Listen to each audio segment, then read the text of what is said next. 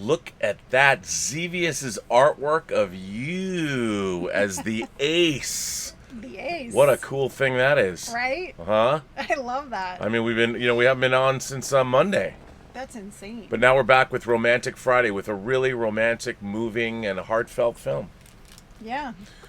So I'm very excited to get to this moving, heartfelt film. So am I. Are you ready? Yeah. Well, we're going to talk about it. I mean, you'd never seen this, right? No, I'd never seen it, and I chose it. Yeah, you did chose it. You chose it kind of at the last minute, but we got it done. Yep. What do you mean, yep? Yep. Yep. Got her done. Yep, got her done. I think there's a problem with our graphic. Well, greetings, imagination connoisseurs. Once again, it is I, your Duke of Dope Discourse, your master of fun and wonder, your viceroy of verisimilitude, but most importantly, your sommelier of cinema. And I am here. I am here with my compatriot, who, as you saw, is what? I'm Elizabeth Gwendolyn Bell, the ace. The ace, the arbiter of cinematic excellence. What do you think of this great piece that Xevious did for you? I absolutely love this piece of art. I mean, as someone going to Art Center... Yeah, this is great. I want this on a t-shirt. Well, I can put that on a t-shirt for you. We can make that happen. We absolutely can. Very cool. So, yeah. Yeah, thanks for that. That's awesome. All right, Xevious. Well, tonight we have Stephen Amell, who plays Green Arrow. Well, it did play Green Arrow on the CW. Another bottle, Amell Beck. Stephen Amell's Amell Beck for, what is it? What is this? Knock Point Wine, whatever. What's it called? Knocking Point. Knocking Point, that's right. Stephen Amell's company, Knocking Point Wine. Thanks to both Julius Goodwin and Trinidad the Island Man, your Island Man. Island Man? Sure. He's everyone's Island Man. He's everyone's He says Island Trinidad the Island Man, your Island Man, our That's Island Man. right. So he's, come on, man. He's our man. He's our Island Man. He's our Island Man. Trinidad the Island Man is our Island Man. He's your Island Man. And he also, along with Julius Goodwin, hooked us up with wine from Stephen Amell's winery. We're going to try this Amell Beck. Look, it even is pronounced Amell Beck. In case you were going to say Malbec, it's a Malbec, so it's right there. See? Oh. Get it's a plan his name, Stephen Amell. I was like, why is he saying it that way? That's Stephen Amell. It's an Amell Beck. Oh, gotcha. I'm like, see? saying that right. Oh, man. That's not surprising. You often don't say things right, so. Is that how it's going to be? But this time you did. That's how it's going to be? All right, well, why don't you give me your glass, and we can try some Amell Beck together. Amell Beck. Stephen Amell Beck. No one sponsors this show, but we sponsor them. And that's maybe the way it should be, because it ain't show friends, it's show business. We're apparently not doing good enough business. Tonight's movie is a special film. Also, another shout-out must occur. A shout-out must be given to the great Dieter Bastian from Deutschland, Saarbrücken, Deutschland, who hooked me up with this copy of Steven Soderbergh's Solaris on Blu-ray. A lot of you might be looking at me going, Rob, you can't get Solaris on Blu-ray in the United States. Well, if you have friends like Dieter Bastian, you can, because this has only been released in Germany. Yeah, but here's the catch. We had to watch it in German. Well, we started out watching in German. I switched it. But what's interesting for all of you people at home, people also know me as the Pharaoh of physical media. There are 4 Lightstorm films that have not been released in high def in the United States, North America. They are The Abyss, True Lies, Catherine Bigelow's Strange Days, and Steven Soderbergh's Solaris. I don't know why this is, but we are going to drink to Dieter Bastian, to Steven Soderbergh, to Stanislaw Lem, who wrote the original book, Andrei Tarkovsky, who did the first cinematic adaptation of Solaris, and to Steven Soderbergh. And to James Cameron for producing it, and Lightstorm Entertainment. So good on you. Good on you. Good on you.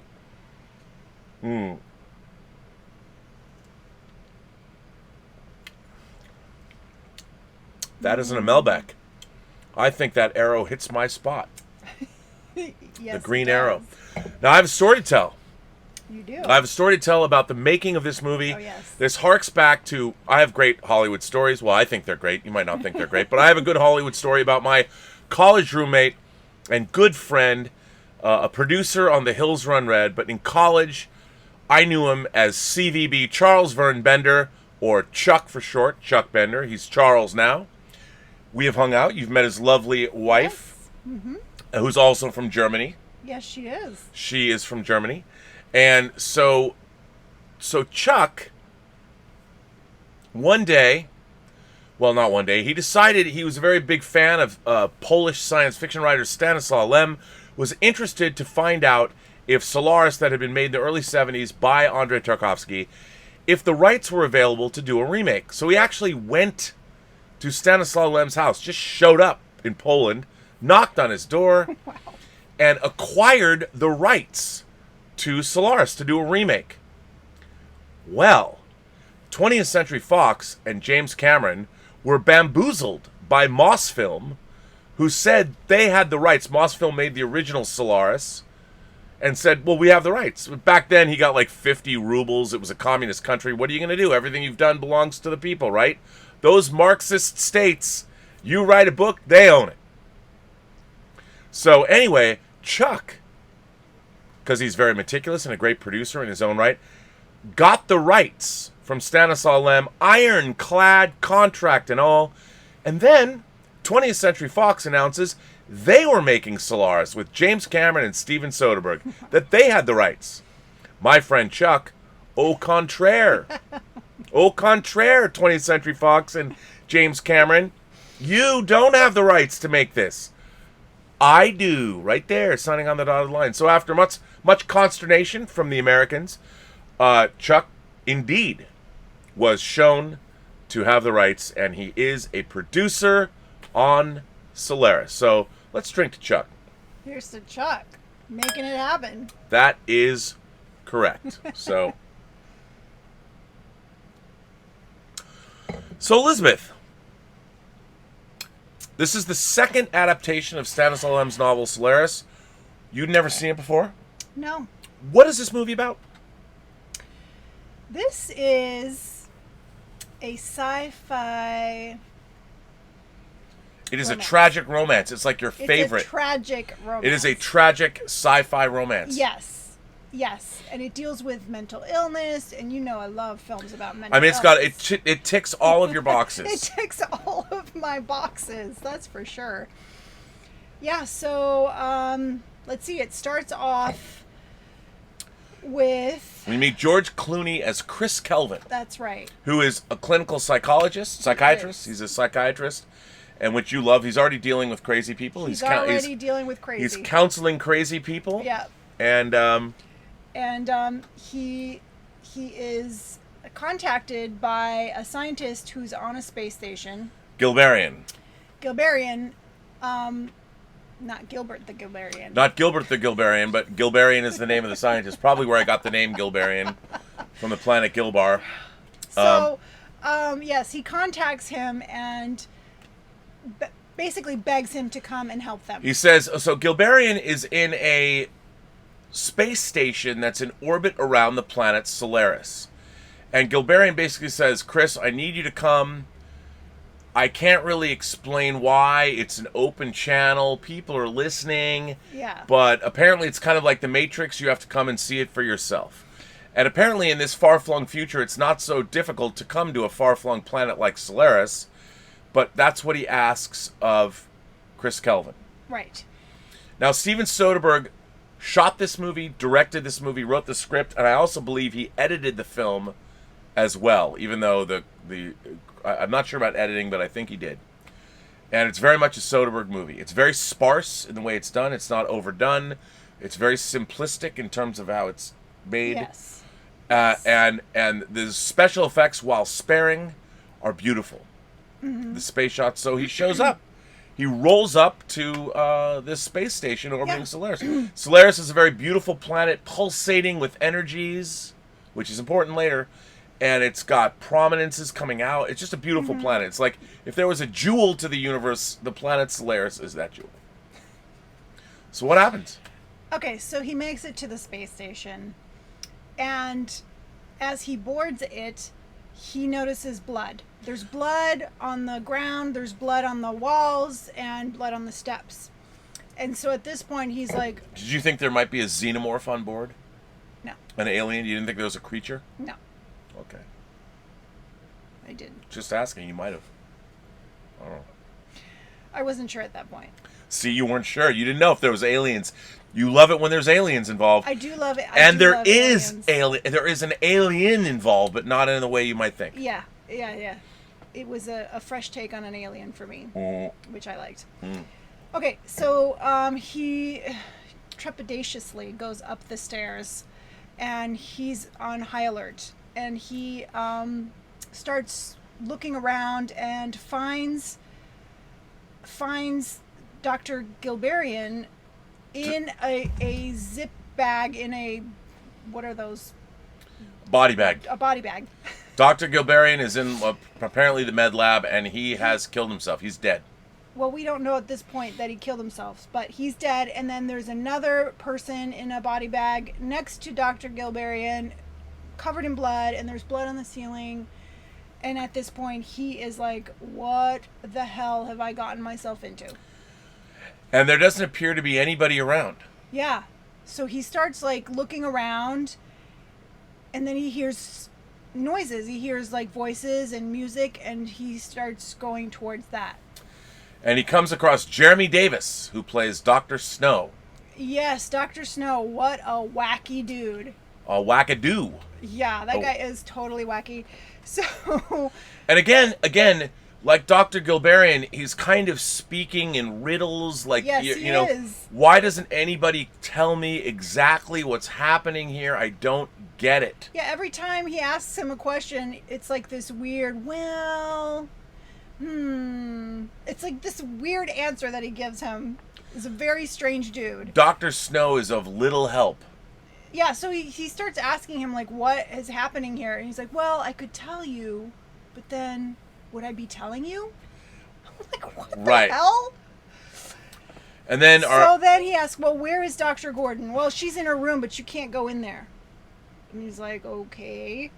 So then he goes to her room, knocks on her door. Dr. Gordon is played by the great Viola Davis. Yeah. Viola Davis, a lot of her hair is a big thing with her performance. I think that I love her hairstyles. In this particular film that she's in, she's militaristic. Her hair is cut short. She's very no-nonsense, but clearly... I don't know if her hair is cut short. I thought it was pulled back. Well, maybe it's pulled back, but it's, it's off her head. Yeah. But she's very militaristic, very serious, but clearly... Well, she's freaked out. Something is up with poor Dr. Gordon. She's freaked out. She's freaked out. So he knocks on her door, and she's like, I'm not going to open the door unless you promise you're not going to come in here. And he's like, okay, I promise. Then he starts asking her what's going on. And her, too, she gives him these weird, cryptic answers. And so he's, like, left very confused. And so then he goes back to Dr. Snow, I think, and basically he tells him, how good are you at staying awake for a long time? And he's like, when you do go to sleep, I like to sleep with my door locked. So at that point, you're like, oh my God, what is going on this ship? Or space station.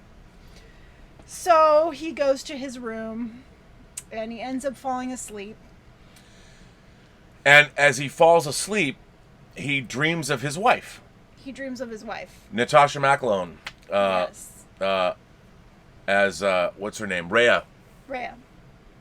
And I'm a huge fan of hers. I love Natasha McElhone. She was in Ronin. She was in Californication. Yeah, she's great. She's classically beautiful, but timelessly beautiful. Like, she could be at home 1,000 years ago or in the future, or she's got that kind of very sculpted, like she has that great face. She does. With the big hair, but so in this dream, you go through their relationship, how they kind of meet, and they've seen each other, and they meet at a party, and they first meet on a train, and she's holding a doorknob, just kind of strange, and then they meet again at a party, and she's obviously very interested in him, and they're flirting and whatever, and then he approaches her. Boom, chicka, boom, boom, wow, wow, wow.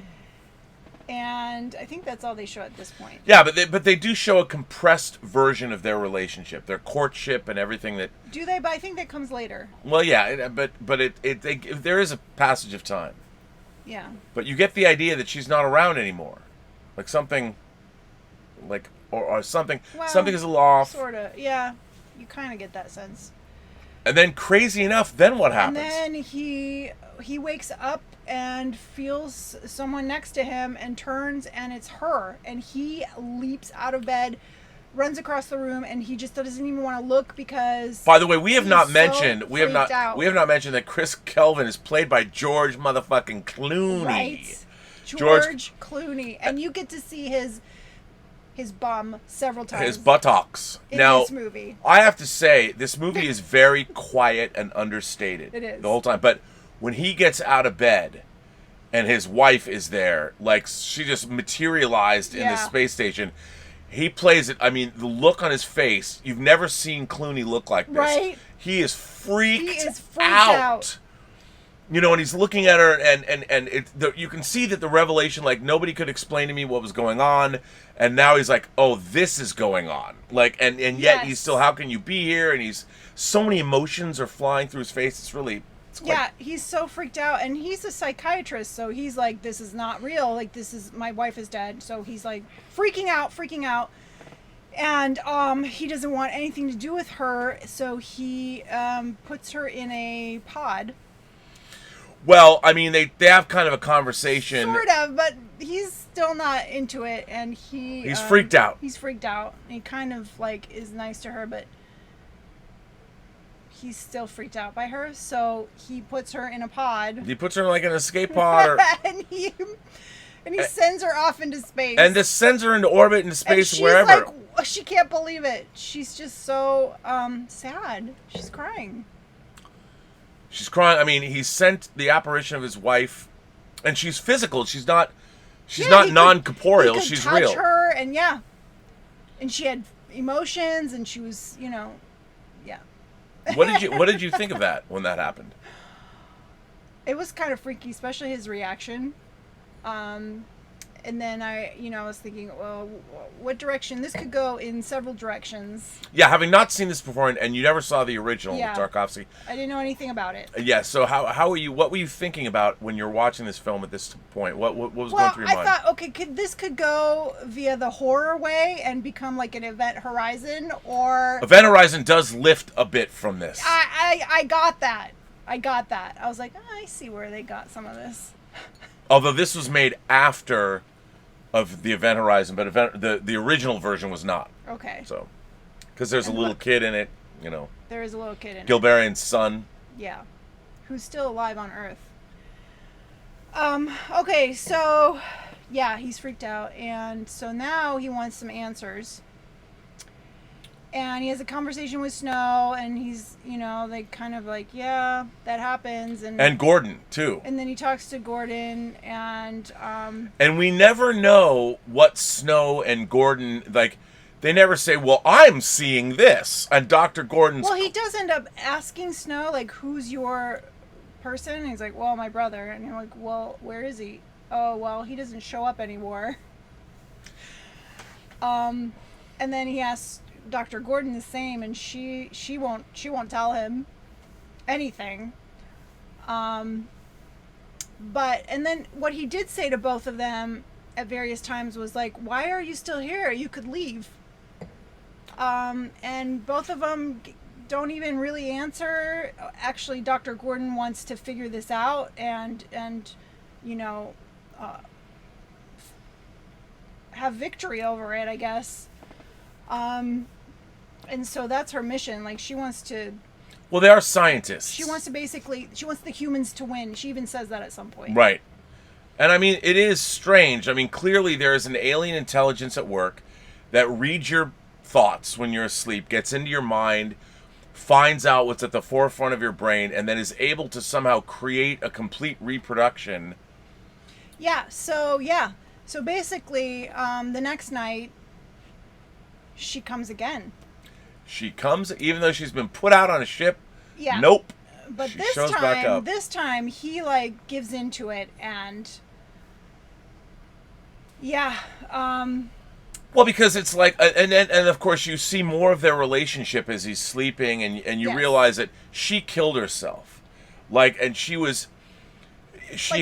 had mental her issues. mental deterioration happened over time. Yeah. And, at first, when they first get together, she explains that her mother was mentally ill.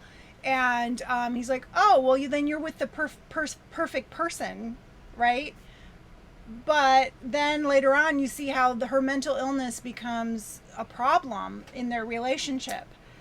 And it gets to the point where... she's cray-cray. It's never good. She's got problems. And she has now become completely dependent on him. And when he discovers that she aborted, basically, when she was pregnant, he gets very angry. Very angry at her. And she, he's very angry, and he just wants to leave, and she freaks out and tells him that she can't live without him. And he leaves, and she ends up taking a bunch of pills, and when he comes back, he discovers that she has killed herself. So when she starts appearing, these apparitions are basically taken from the mind of the person, and so she's recreated from his memories. Yes, she's recreated from his memories, so it's not like she's coming back from heaven. Right. They're reflections of what you think of the person. Right. So because he has so much guilt about, upsetting her to the point where she killed herself, like that is basically like what he has created in front of him. She's extremely emotional and just doesn't understand, and just wants to harm herself. She just doesn't feel, and she even expresses this to him, like, I don't even know who I am, or I have no memories of how I got here, or what I'm supposed to do. I can remember things, but it doesn't feel like me. And but she does want to love him. She does. She does love him. But what is she? So when Gordon finds out that, he's starting to fall in love with this thing. Well, the woman that she looks like, and she's showering him with affection. She looks like... He misses her, and he feels so much guilt. So much guilt. And what's really interesting about this movie is so... It's hard to explain, but this movie feels like the most indie, big-budget sci-fi film ever made, because it is so spare in terms of its coverage. It is not histrionic at all. It is so quiet. It is. And there's Cliff Martinez, a beautiful score. I love it. It's on my playlist. I love the score for this movie. It's very great. But this film is so full of melancholy and sadness and emotion, and yet it's not like people are screaming at each other. And the whole time you're wondering, you never know, well, almost never know what like Viola Davis was feeling and what Jeremy Davies was feeling. Right. Like, you don't, in any other movie they would cut and you would see what's going on with the other people. Right. The movie is never outside of the perception of George Clooney. It's so mysterious, and you never, like you said, you just don't even know what's going on. One of the things that I love about this film, and there are very few science fiction movies that I think can do this. Mm-hmm.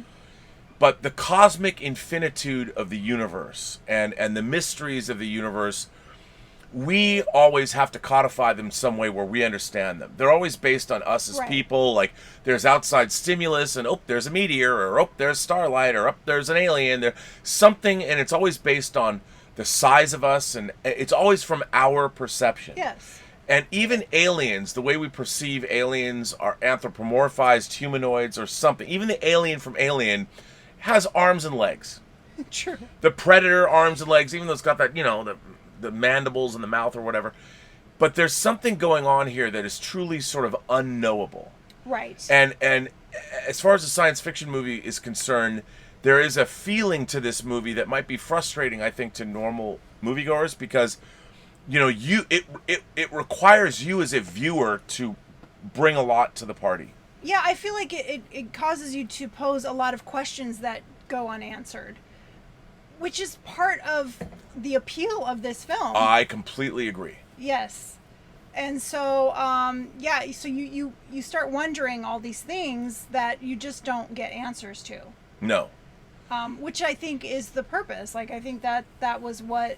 I mean, people sometimes call movies tone poems, like Terrence Malick's Tree of Life or something, or The New World. This is like a science fiction cinematic poem. Yes. I mean, it really is. And you really have to bring something into this movie. It's a real shame that this film is not available. I mean, I'm surprised. I don't know why these 4 Lightstorm movies have not been available. Is it available on DVD? You can get it on DVD, yeah.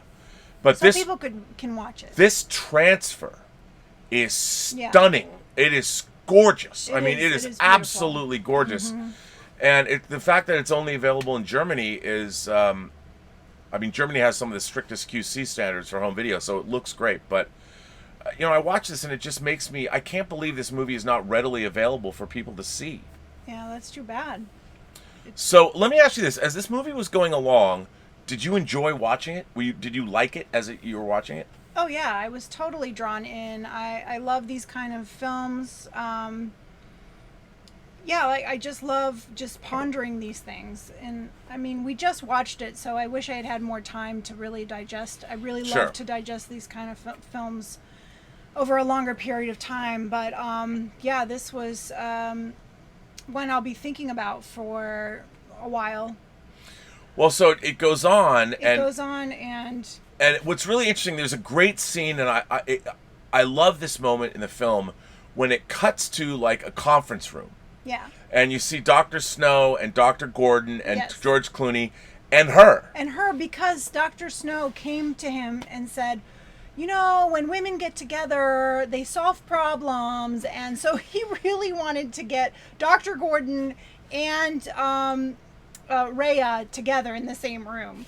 So I think that's how that came about. Well, and she's also but it was shocking to see that she's now being involved in this thing. And the thing is, like, she knows that she isn't really human, and she knows that something is up. So it's not like she's totally clueless and that she's pretending to be his wife. Like, she knows that there's something strange going on, that she's not fully human. And so now that's starting to make her, wonder what her purpose is. Right. And what's interesting is because she is the manifestation of his reflection of her, he's imbued her with intelligence and intellect and the things that he thought about her. So this apparition is smart. She's smart. She's emotional. She's, And yet she's literally having an existential... Like she was when she was alive on Earth. Mm-hmm. She's having an existential crisis. She's really wondering, she's asking herself what people of faith, she's questioning, why am I here? Why am I here? Like God, she's not saying God, she's basically, Clooney is her God. Chris Kelvin created her, but she's asking these very profound questions. This alien force has created her too. Right. And she knows that too, and she's like, they've created me, yet I can't communicate with them. Right, I can't communicate with them. I don't know. I have no idea how to. Yeah, so she's kind of lost in this, like, not knowing what she is, what her purpose is. It's kind of a weird, place to be. Like, am I human? What is the point of all of this? And Viola Davis said, look, I've come up with a weapon. Yeah. Based with the Higgs boson particles and using the power of the ship, that I can shoot these creatures or whatever they are and eradicate them. They're whatever structure, however they're put together, I can cause them to disassemble and And what's interesting is that what I love about this is because it's so low key, and there's no like dun dun dun. Right. You as the viewer have to put that in the movie for you. Like when you hear these things, like, oh my God, she's going to use a de-resolution gun on this poor woman, and like, yeah, and then Rhea's like, wait, what are you guys talking about? right, yeah, and it's And then George Clooney and Dr. Gordon have this conversation. We're like, well, I mean, he starts getting upset. Like, well, he doesn't want to. no, I love her. At this point, he loves her, and he doesn't care what she is. She is, making him kind of helping with his guilt, and he's hoping that he can like fix the mistakes that he's made. Yeah, because this is a chance to redeem himself. It's a chance. He feels responsible for his wife's death. He couldn't do enough for whatever reason, and he got mad at her when she aborted this pregnancy, and maybe that was his fault. And I mean, and what's great is all of this is based in real grounded human emotion. Even though Absolutely. we're over the planet Solaris and whatever alien force is now, I have to say that in the original film and the original story, and I'll just say this because it's not really in the movie. It's more ambiguous. Solaris, the planet itself, is alive. The plan and look, they don't actually come out and say it, but when they show close-ups of the planet, you see crackling energies like the synapses of a brain. I mean, it's and when they refer to the planet, they kind of personify it. So right. You kind of get the sense that this is a living being or something. Yeah, I mean the planet itself, and the way these manifestations are the way it's communicating. Right. Like it doesn't know to be like, hey, what's up, bro? I'm Solaris on the planet. It has no idea. I mean, what's so great is I think the planet Solaris is one of the great aliens in cinematic history. Nobody ever mentions, here are the greatest aliens. The alien from Alien, the Predator. But nobody ever says the planet Solaris. And to me, the greatest alien in any science fiction movie ever, I'll flat out and say it, change my mind. The greatest alien in any science fiction film is the planet Solaris, end all be all. And then right below that is the alien intelligence from 2001. But the planet Solaris, because it's trying hard. You don't know where it's a planet, so what does it know about corporeal existence? It doesn't. Yeah. All it knows is thought and the manifestations of thought. It's trying to communicate, and in a way, it's like benevolent. But what it does is it literally meets your mind, and it finds what's the thing that's most important to you. And can you imagine, like, it's trying to figure out, like, I don't know what it's like to live on a planet and be a corporeal being. Like, I mean, I'm a planet, but I don't walk around. I'm not a biped. And can you imagine what it's thinking? Like, it reaches out as a mind, and it finds another mind, and it manifests what's in that mind, and it thinks it's doing like, isn't this what you want? Like, don't you want your wife back? Like, can't we like chat now and figure it out? I mean, I don't even know if it's going that far. I just think, I mean, this is where all the questions come in. I think it's trying to communicate, but you don't know why. You don't know to what end. You don't know, but until the end, it does kind of give you the ending is beautiful. Okay, so she kills herself again. She does. She kills herself. She drinks liquid oxygen in an attempt to kill herself. Huge gash on her face. Not cool. And he goes and gets her, and he says she's dead. And meanwhile, Dr. Gordon and Snow come, and they and they're like, oh no, she's not dead.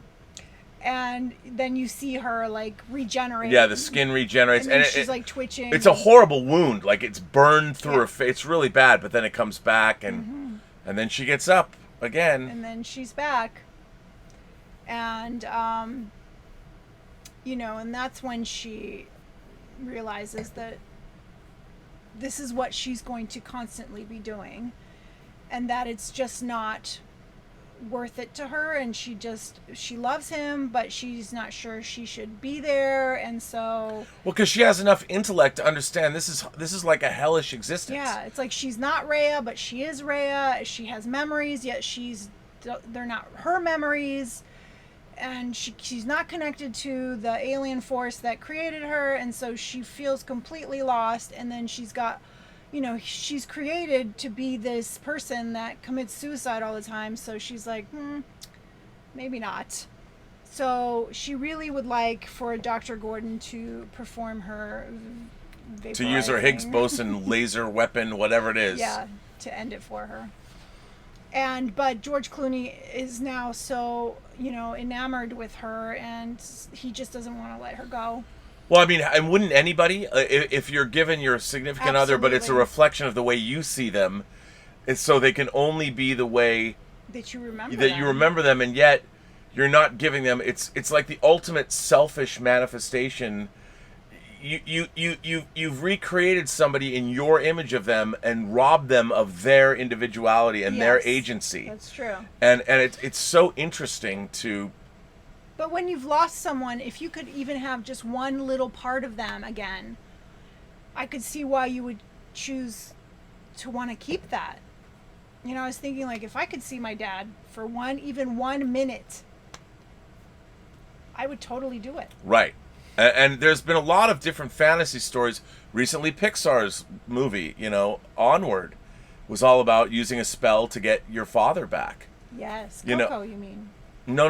Onward, when they had we haven't seen Onward, but that's what it's about. Oh. Like, I know what it's about, but I haven't seen it. But yeah, and it's like that. What would you sacrifice to have even one more minute with a loved one? I mean, I feel that way. I'd love to see my father again. Just to hang out and watch him smoke a cigar, and go to the racetrack. This whole time I was thinking, I would totally do this just to see my dad. Well, and that's what you're watching this film, and it makes you ask really fundamental questions like, okay, if I could do this, is this so bad? Right, which is what he's saying. Like, and as it goes on, he's like, even she's like, well, this is weird. This is not an existence. We can't exist like this, because I can't exist on Earth, because I'm not a human. I'm not fully human. I'm just parts of a memory. And we can't stay here, because this is no existence at all. What is the point? He's like, it's worth it to me. I will choose this. I will live like this if I can have you. Yeah, and of course, again, that's incredibly selfish. And that's what's really, this film is constantly, I mean, it seems like I'm sure there's a lot of people that would watch this movie and think it's incredibly boring. Oh, I'm sure tons of people think it's boring. I love this movie. This is an awesome movie. And I don't think it's necessarily, we should watch the original Russian version. I would love to see the original. We'll watch the original. A very different kind of a movie. Uh-huh. And what's interesting is that there is a great Russianness to this story. Mm-hmm. I mean, there's an Eastern Bloc sensibility to this story that I love. I mean, I'm always attracted to the great things about what I loved about Russian culture. Yeah. Is they'll turn the smallest thing into this existential, Solzhenitsyn, War and Peace, just the weight of the universe is on your shoulders, even though it's two people in a room. And I love that. And the Stanislaw Lem's, I know Stanislaw Lem is Polish, I know. But Tarkovsky was a Russian, and he made the film, and that's how I first encountered the movie. But this version of the film it's very different than Tarkovsky's version. It's very much, I think it's more well, it's not necessarily more intimate, but it's simpler. It's done in a very, and it's less. I mean, the Russian version gives you more information. Even it's more of a traditional movie. But this film, like you said, I love how this is mysterious. I do too. I love it, and I love how it just leaves you pondering for weeks on end. Like, I'm going to be thinking about this movie a lot. And the feeling, what I love about this, as the Viceroy of Verisimilitude, yes, there is a lot of verisimilitude in this film. There is. But it's shot like in rooms. There's not any huge expansive shots, and The special effects are very sparing, you know, and they're beautiful. Yes. They're very effective. When you look out at Solaris, whenever you see it out it's not out every window. It's done very sparingly, and it really is very affecting. And when you're watching it, it's very transportive. You're Yeah. So there is a pretty big twist. There big, is. big twist. Yes. So,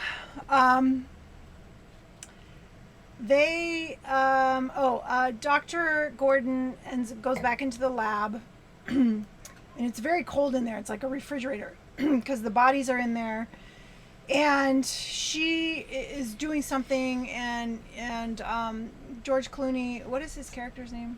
Chris Kelvin. Chris. He's asking her, "What are you doing?" And she is like, I'm getting out of here. I want out of here. And she's like doing something on the computer, and then he points up and there's like blood. And so he pushes open the grate, and in the ceiling is a dead Dr. Snow. The real Dr. Snow. Yes, the real Dr. Snow. And the revelation is the Dr. Snow that we've been talking to, that we've been interacting with the whole time, is one of these apparitions. He is. He's actually killed his real self. He explained how within the first 30 seconds he was startled by himself, and he killed him. He killed him.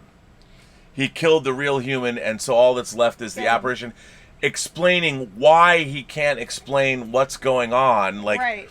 He never really knew. You know, it's like, I don't know, because he's not a real human being. Exactly. And that's why when you ask him questions, he gives you these weird, no answers. But when you do that, it's so great. And when they do it, it's not like, dun, dun, dun. It's not histrionic. It's like everything else. I mean, it allows you as the viewer to sort of, this revelation is all about, how do you feel about this, and what does this mean to you? It's in a very calm, mysterious way. And so after this, Dr. Gordon and him... they're like, what do we do with him? And Dr. Gordon's like, well, we should just get rid of him with the zapper. The Higgs boson zapper device. Which, by the way, we never see work. Yeah. That's another thing. They never show us... What's true. So great about this movie is any sci-fi-ness of it all... Yeah. Like showing like bzzzt, and seeing somebody like dematerialize, not in this movie. Oh, and by the way, before this happens, he stays up all night trying to. We skipped over this main part. Okay, well then bring us back. Okay, so when he decides he'd rather live with her than anything else, she's like. Well, they explain to him that, when he's asleep, she's gonna want to end it. She's gonna go to Dr. Gordon and want to end it. And so that's exactly what happens. He tries to stay awake, and then he takes medication to stay awake, and he has these weird, he sees visions of her, and she's all like in different places in the room, and he goes through this whole thing all night long, but he finally falls asleep, and when he wakes up, she's gone. And he asks Dr. Gordon, and she's like, she begged me. And so Dr. Gordon zapped Rhea. Yeah, with the Higgs boson, she's gone. It was immediately after that they discover Dr. Snow being an imposter, and then when they decide that they're trying to decide what to do with Dr. Snow, he's like, well, I don't know if you noticed, but the planet is getting bigger. The mass of the planet is expanding. Yeah. He's like, there's no time to get rid of me. Like, you better fasten your seatbelts. And so at that point, they are like, we're out of here. So they both go down and put on their spacesuits, and they're about to get into... Actually, Dr. Gordon gets into... Viola Davis, Dr. Gordon's all business. She's like, we're getting in. Yeah, she's like, I'm out of here. So she gets into the escape pod, and... what is that banging? It's like cars. Oh. So she gets into the escape pod, and she's prepping it to leave. We're getting the F out of Dodge. Yeah. And he's in his spacesuit. He's about to get in, but he's looking out at Solaris, that's getting bigger and bigger and bigger and bigger and closer into the station, He's mesmerized by this. He is, and then he has this kind of vision and sees himself back on Earth. And he's narrating saying, I had to relearn everything because I couldn't, basically because, I guess he's at this point. Is it at this point that he's not human? Or I don't know. At some point, you realize that maybe he's not a human anymore. I don't know. Because he explains how if he goes back to Earth, he'll have to relearn how to be a human, basically. And then once he comes back from this vision, he decides not to get onto the escape pod. Yeah, and then again, not histrionic, not dramatic music. You just see Viola Davis taking off.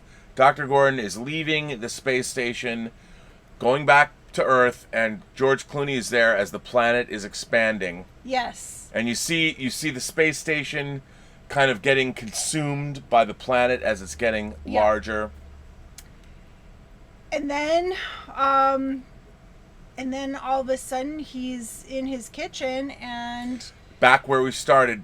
And he cuts his finger again. He's making dinner and then immediately heals. So he is an apparition. And then he looks up and there is Rhea. And she basically says, we're together now. This is it. We're doing it the right way. Yeah, we don't have to worry about it. We're unfettered by the constraints of the real world, and we can live in this. We don't have to worry about death or anything. So let me ask you. You said you love the end of this movie. You love the beautiful. I do. Why do you love the end of this movie so much?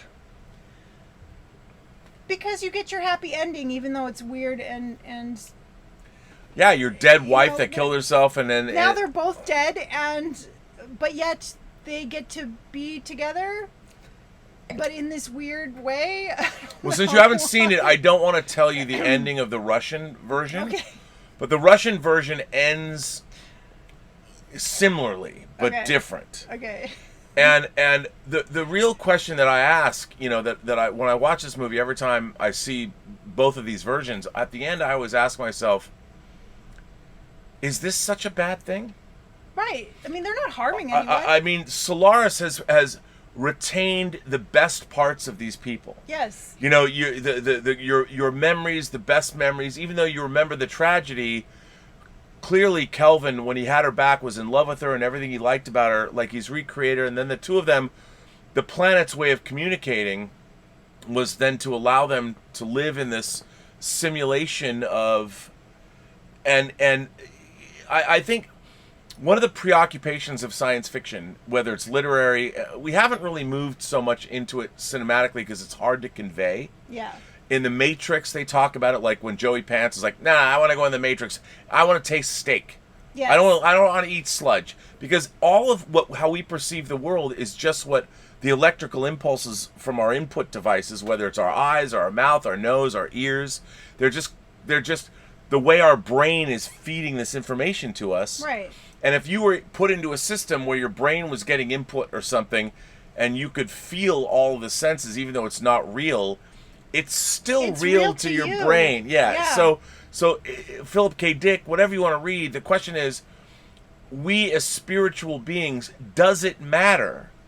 Right. If we're living in the real world or living in this simulation, like Solaris is now providing for, like, forever, they can live in this bliss. Now, I don't know what happens in this blissful state. You're still living in this not shitty, but this small apartment. Right. Like, you're not living in some glacial palace like Pia's Gloria that Blofeld had in On Her Majesty's Secret Service, where let's ski into the city, and then we can drink hot chocolate in our beautiful view of the Alps. It's not like that.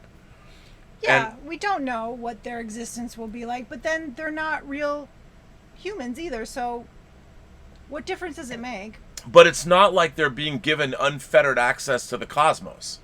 There's still... Their existence still appears to be corporeal. They're still in their bodies. They're still walking around looking out the rain outside the window. Yeah, but who knows what it will turn into. Well, right. Right. That's true, but that's an assumption that you're making. I'm not assuming anything. Like maybe Solaris is giving them. But you're also making assumptions by saying that they're just going to stay in this one little. Well, I only forever. make that assumption because that's what I've been shown. You know, and you're right. I mean, you could say that okay, the rain on the window pane, the opening shot of the movie that is later repeated at the end.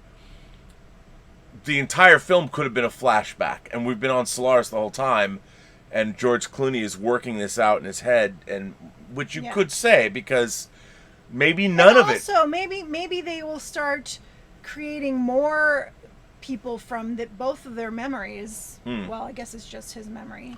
Well, no, because But you also- see that there are people on the streets. And also, there's Dr. Snow is still. Well, no, that's just his apparition. But there's the kid too.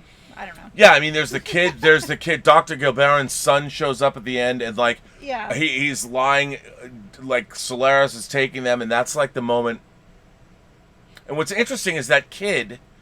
You see that kid in the beginning. You see it at the end, and you never see it.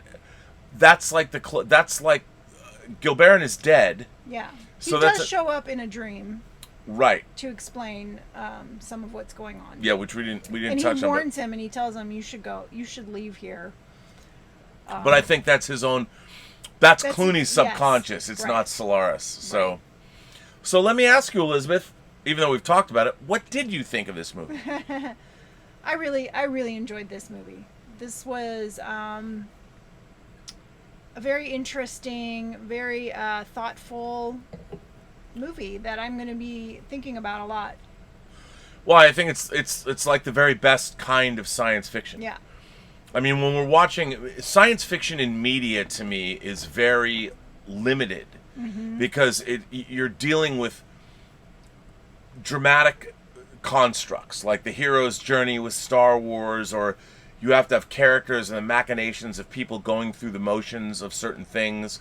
It's very difficult because science fiction, with its pulp roots, we have expectations because of Star Trek, because of Right. Battlestar Galactica, because of what we've seen. And I love those too. I mean, those I did too, but this is really cerebral. It is. Sci-fi, the same way that 2001 is cerebral Yeah. sci-fi, and we haven't had a lot of these things because it's Yeah. hard to do this within. This movie's only 97 minutes long. It's in and out. It's quick, and Soderbergh uses the language of cinema, the juxtaposition of images, his editorial style. There's very little dialogue in this film. There's very little sound effects in this movie. Like there's not, and it really is. It evokes feelings through imagery, and not traditional narrative forms. Right. And I think that it really works. It does really work, for sure. So what else struck you about this film? I mean,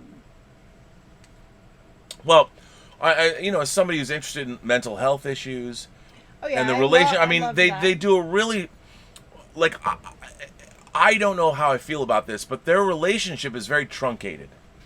Yeah. Do you think that their relationship, the extent of their relationship, is conveyed enough by what we see in the film? I mean, they only show you snippets of what their relationship was. Yeah. But that's kind of how the movie kind of moves along. It's not like a traditional narrative. I mean, it's just kind of this back and forth of these little snippets of, you just get parts of information. Right. It's very mysterious that way. So I'm sure the relationship was much more, But it still worked for you. There was enough there that it conveyed their relationship enough that the rest of the story worked. Oh yeah, absolutely. Would you recommend this movie to other people? I would recommend this to people who like these kinds of movies. I would not recommend this for people who like a lot of action. Right. No, of course. I mean, yeah. But yeah, I definitely would recommend this to the type of person that would appreciate this kind of film. Well, that's good. Yeah, And I'm glad you liked it and you didn't know anything about it. I did not. Well, let's see if anybody has anything to say. Well, we've got one comment. Let's. Julius Goodwin, our friend Julius. Hello. Julius says, I haven't really had a chance to ask yet, but how are you liking the wines overall? We're liking the wines. Very good. Thank you. If they're not up to snuff, no, they are. Between you and Trinidad the Island Man, your Island Man, we are. And yeah, they're great. They're great. So thank you. Thank you. There are alternative wine clubs to go with. Oh, no, Julius, no. Between you and Trinidad, thank you so much. All is well. Well, that's our only question tonight. So let me then ask you this. When you're watching, do you have expectations? You've been watching, you've now gone through Star Trek, the original series, and you've watched Next Generation. You're into the 4th season. Have you watched Family yet? No. You're at Best of Both Worlds Part 2. Yeah. Do you know that you and Az, who I'm doing the prisoner things with, are at the exact same point? He randomly has been rewatching Next Gen. That's awesome. And you're right at the same point. Well, let me ask you this. I mean, going through Star Trek and watching this film, how do you feel that science fiction can inform our world today? We're in the midst of a global pandemic. We have the election happening. There's all kinds of ideological storms that people are dealing with. How do you feel science fiction fits into our world today? I know, not a simple question, but no, I mean, I don't know. I mean, you're watching. Well, but okay. But you're watching Star Trek and you've been really enjoying it. We're going to watch The Boys, which is also science fiction, superheroic. Yes. And you like these things. I do. And you're an artist. I mean, you conjure, like, when you do your paintings, I'm always amazed, like, where did that come from? You're conjuring these images from. So how do you, what do you think about science fiction? Why does it appeal to you? Because you're tapping into, your imagination, but not only that, but it's like based on, science, really. I mean, it's like an elaboration of the facts that you know, and you're elaborating with your imagination on those things. And space is so vast, and there's so much that you could imagine being there or happening there. And I especially love these kind of films because it goes even beyond, because even like Star Trek, yeah, they're visiting other planets, but like you said, they're very much, they're just variations on us within the human construct. Yes. Even their moralities and their the way they are, the way they speak, even manners and things like that. It's all based on humanity. But this kind of film, it's like it kind of moves beyond that. It's you're kind of imagining an alien that is outside of the human experience. Very different. Yeah. And what's really interesting is Solaris, the alien intelligence in this movie, is trying to connect with us. Right. Trying to understand what humans are and trying to appease, like they probably sense the angst of people or the how they pretty much make people who have died, so they're trying to they probably sense that loss and they're trying to appease that or something like that. And also what I love, and it's kind of unstated, is that Solaris is this, I find the Solaris to be this benevolent, it's really trying. Like it's like I don't know why these people are surrounding my planet. I don't know why they're here, but their mental energies. I'm listening to everything they're saying, and they're not like the only way I know to talk to them. Like she or it, Solaris is doing its best to like reach out and like, you guys came here, and since you're here, I'm reaching out to you, and we're not evolved enough. Yeah. Like I see this kind of as a, and to me, what's really interesting is I think this is one of the great first contact stories, both versions of it, and I think this is kind of what would happen if we ever meet aliens. It's not going to be like, oh, there's the Predator, or there's the Vulcans have pointed ears. It could be. Well, it could be. It could be. But I really think that if we're going to meet another intelligence, it's going to be like an ocean on a planet that's alive that we don't know how to talk to it because it's out of our corporeal realm of, like, our perception of the universe is completely limited by how we are as corporeal beings. Yes. Our size, our lifespan, even our dogs see more of a light spectrum and hear more of what's going on this planet than we do. Yeah. Well, this poor planet's like, hey man, you guys showed up. Happy to have you. Here's how I'm trying to communicate, and we don't know what to do. We're just all bewildered and like, I'm gonna kill you. And it's kind of, in a way, it's sort of, I mean, I don't think it speaks well for us in terms of, I mean, Clooney at the end embraces it, but for the wrong reasons. Yeah. He's giving in, his guilt is assuaged. Is it the wrong reasons? I mean, he can go back to Earth and live, 30, 40 more years and have this tremendous guilt and miss his wife, or he could, stay there and be with her. That's true. And yeah, and actually live as a being that is completely enveloped by love. Yeah. There's no the concerns of the real world are wiped away. Yep. Aging, anything. He can live, apparently, you don't know how long, but in eternal bliss. He could. And is that so bad? I don't think that's so bad. I mean, let me ask you this. If someone offered you the opportunity to go live with your father in a perfect realm where it was just you and him chilling out, hanging out forever, would you leave your kids behind? No, I wouldn't leave my kids. You go back to Earth with Viola Davis. I would. I wouldn't leave my kids. No. I mean, I would love to see my father again, but I also would not want to cause that pain to my children. I love my kids. I wouldn't leave them. All right. Timbula the Spider Monkey says, I love this version, but I still prefer the Tarkovsky one. I think the ending is better in the original. Well, the ending is more definitive in the original, and it's, in a way, it's a little bit more haunting. It's also more cinematic and more... It's interesting because the Russian version is more... There is a sense of finality to it that really you sort of... It hammers the point home a little bit more. Okay, well, I'm looking forward to seeing it. Well, yeah, we'll have to watch it. Senor Ashish says, how are you?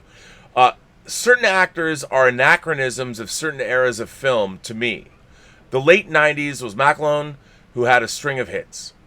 Others who come to mind from that era are Linda Fiorentino, Gretchen Mol, Jennifer Love Hewitt, Neve Campbell, and Fairuza Balk. I love the 90s. Hey, look, I agree with you. I mean, I think anybody has a limited amount of time. It's true. People are of, and you know what?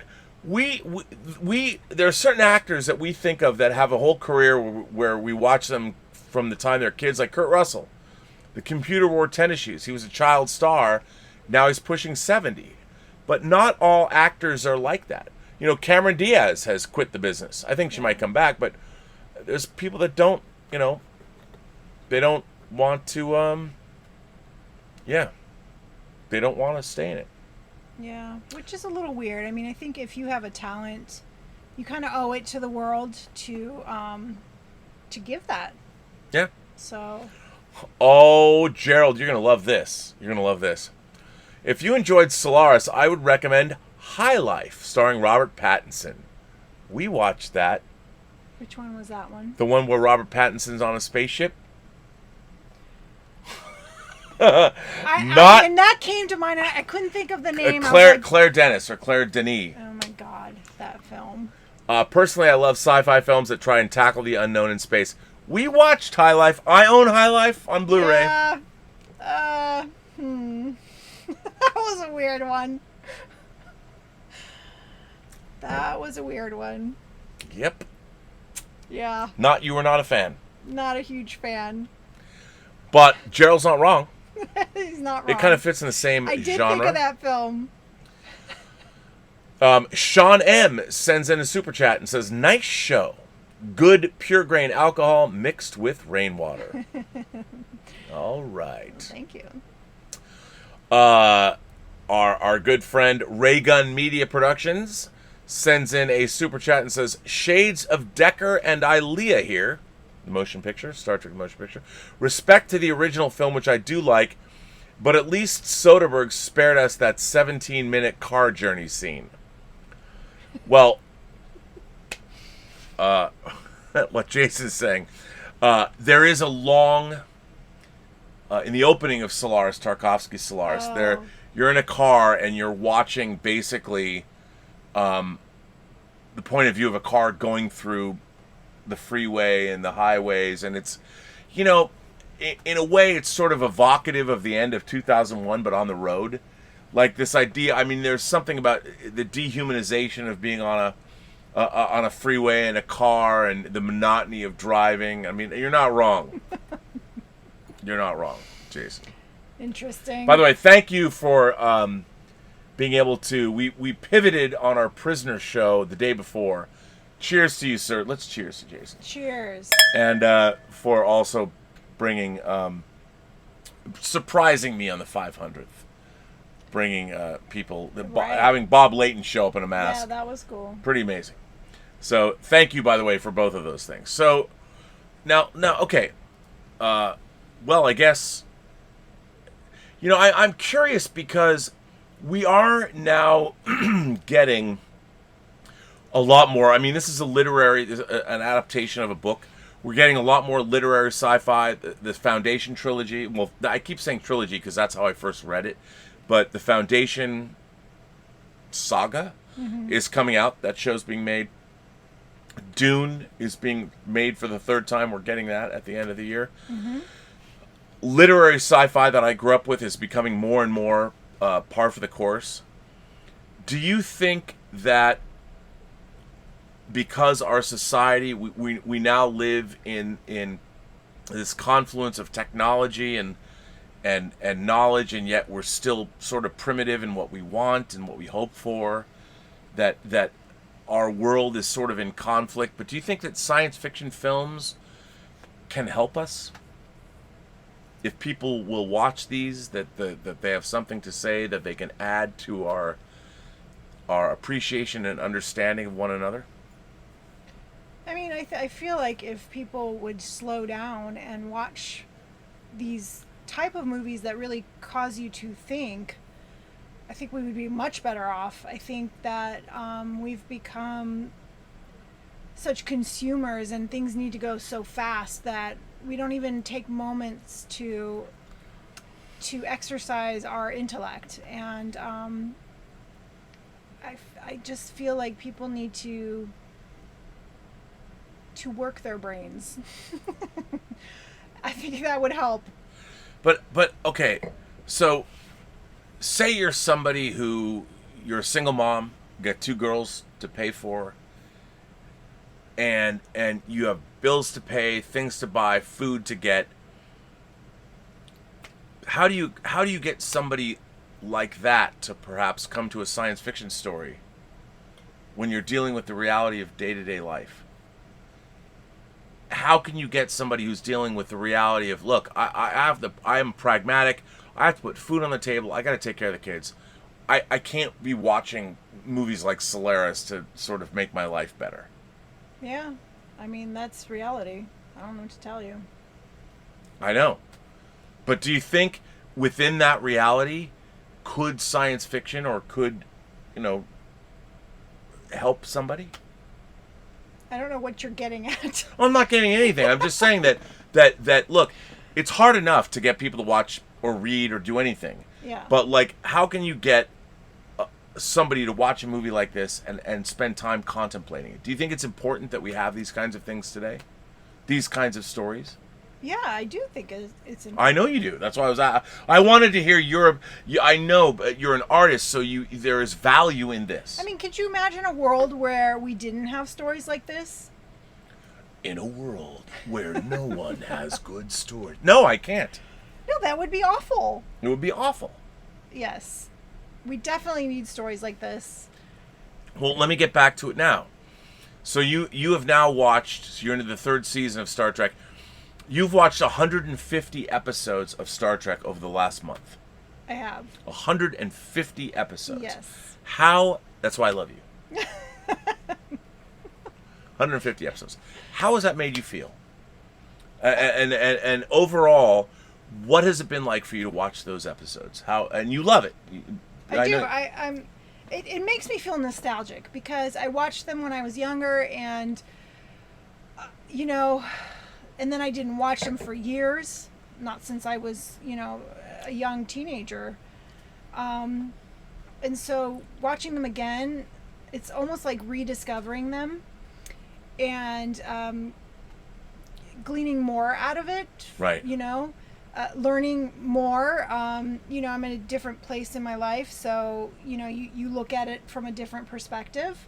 Well, that's the great thing about Star Trek. Yeah. Is as you go through life, you can come back and revisit these episodes again and again, and they mean different things to you depending on where you're at. Yeah, and it's just relaxing to me, and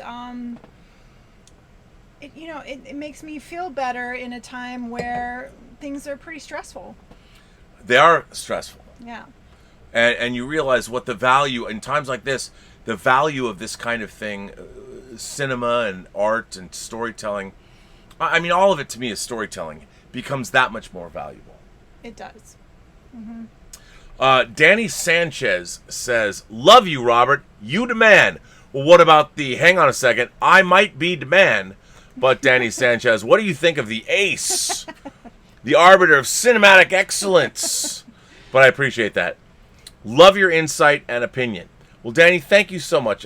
We very much appreciate that. Thank you very much for watching the show. Thanks for being here. Guess who's here? Who's here? Dieter Bastian. Well, hello, Dieter. Our man from Saarbrücken, Deutschland. Seen hat keine Angst. I love your movies. Oh, by the way, for those of you who, I have to do my voiceover, which I will send you, Dieter. Our first Robservations premiere film on the Burnettwork was Patrick Keller and Dieter Bastian's film, The Secret Exchange. They're making the sequel. I can't wait. They're deep into it. Deep into it.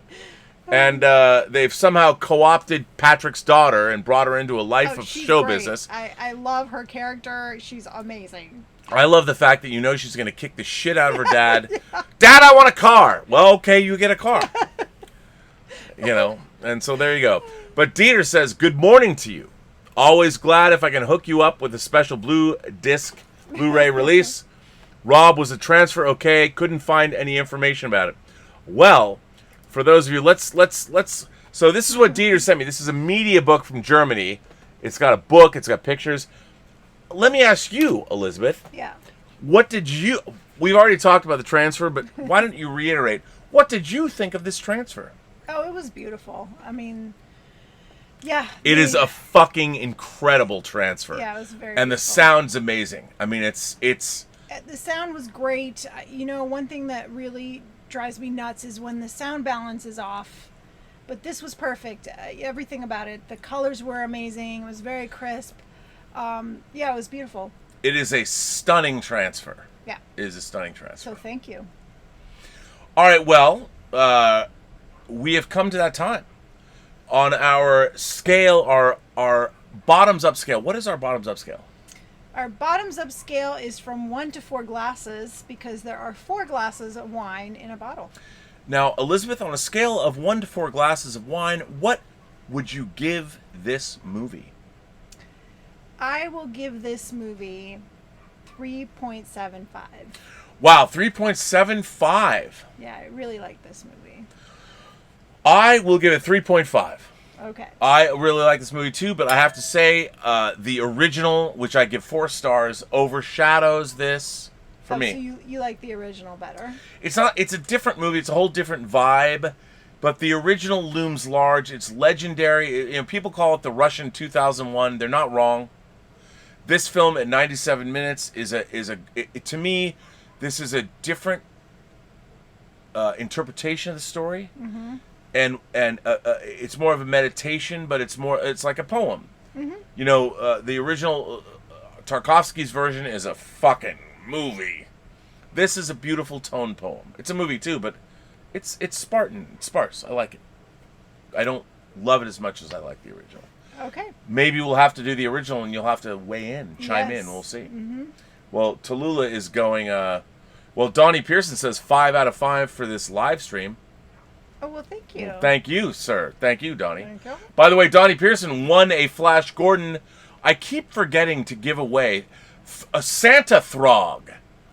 One of our great, the Throg Meister, who has kept us in toilet paper, and he's giving us. He gave me. We're still using that toilet paper. We're still using that toilet paper. There's still tons of it. He's kept us. He hooked us up. Yes. And I call him now Santa Throg. We've given away 2 Flash Gordon discs. We have the third one, the Studio Canal, the Region B version to give away. And he's also told me that he might have a Dawn of the Dead to hook me up with, which, by the way, we are doing when that disc comes out. Yes. We're doing Dawn of the Dead. Ladies and gentlemen, boys and girls, kind folks, however you identify across the 28 known galaxies, we are going to bring Elizabeth's whining about movies to an end. Before we do that, what's the next film? Well, okay. We pushed. It's going to be The Verdict. Okay. And we're doing it Sunday night. It's we missed Wednesday. No, we can't do Sunday. Oh, we can't do Sunday night. Damn it.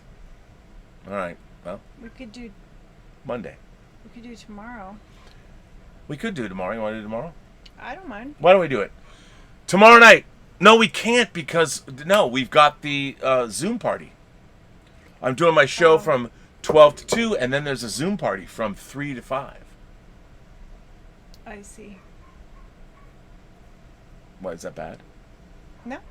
Okay, yeah, but Zoom party. It's been on the books. So, by the way, if you're new to the channel, we have Zoom parties. The third Post-Geek Singularity Zoom party is from 2 o'clock to 5 o'clock tomorrow, right after the show, Robservations, that will be from noon to 2. Yes. And we probably should start our Star Trek show next week. Yes, we are going to. We have 2 shows that we're going to start. We're going to start doing 10-minute shows. Free the toys! Free the toys. I showed Elizabeth what the first toy... What did you think of the first toy that you're going to free? Yeah, the first toy is cool. The first toy is cool. Yeah, Something unexpected. I can't wait to get it out of the box. I don't want you... You know, usually when girls say, I can't wait for you to get it out of the box, is a good thing. In the case of this show, it's a bad thing. But, yes. It's not a bad thing. We get to free the toys. Fully Articulated is the name of the show. Hashtag free the toys. It's going to be the most horrific experience. Every 10-minute chunk. Awesome. It's pre-recorded. We're going to do it. I'm going to let her unbox very expensive collectible toys and watch her play with them as I... cringe in terror. Oh, come on. No. I want to thank our moderators. I want to thank Joshua Levesque. I want to thank Robert Pariso. I know it's Levesque. It's not Levesque. It's Levesque. I was corrected. Oh. Yeah.